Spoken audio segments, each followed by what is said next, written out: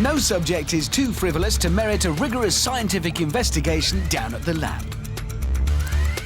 3 Brainiacs ready to induce the best oral flatulence. Brainiac 1 will be drinking lots of fizzy drinks through a straw. And we're also giving it a teeny-weeny hole. Brainiac number 2 will be licking up sherbet and sucking lustily on fizzy sweets, while Brainiac 3 will be eating his dinner very fast. Prepare to start. Eructation, or burping as it's more commonly known, is the body's way of releasing trapped air. And start. Swallowing air is probably the most common cause of burping. This excess gas, if it doesn't get released through the mouth, will always find an exit route somewhere, downwards or upwards. And these are the judges. They're on hand to mark anything that eventually emerges, scoring each burp for volume, earthiness of sound, and length of emission. The highest score for a solitary burp will be judged the winner.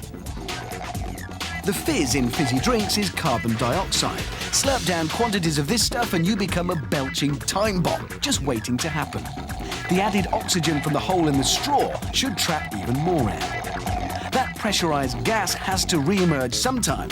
When though, and in what quantity? Sherbety sweets are also carbon dioxide emitters. Satisfyingly fizzy in the mouth, these babies continue to expel gas all the way down to the stomach. Could be windy, this one. When you eat your dinner very fast, there's more chance of air being forced down your esophagus than if you munch it down at a more relaxed pace.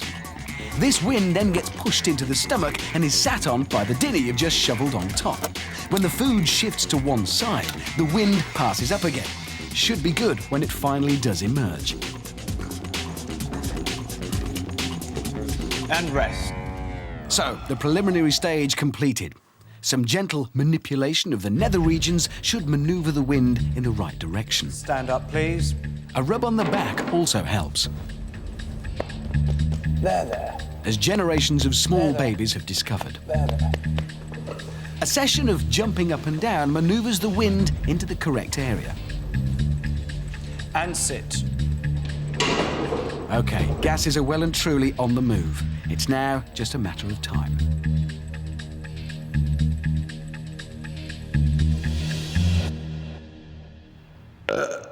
It's the velocity of a burp that gives it its volume, the uncontrolled spasm of the esophagus as the gas volleys forward.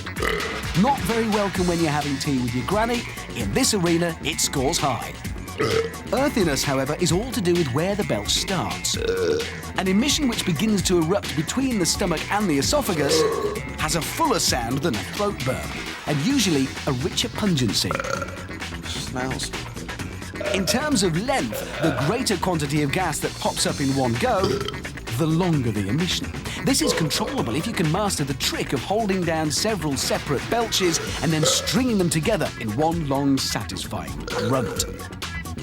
So, while Fizzy Drinks Brainiac and Sherbet Boy have really kept the judges busy, Fast Fooder has still failed to trouble the scorers.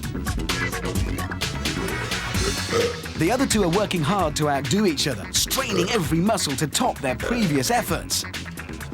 But it looks like their best emissions are behind them.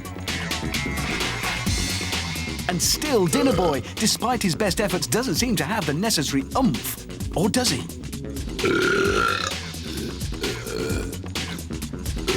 A fine belch, a truly magnificent eruption. One good quality burp is enough to blow the judges away. And here are the results.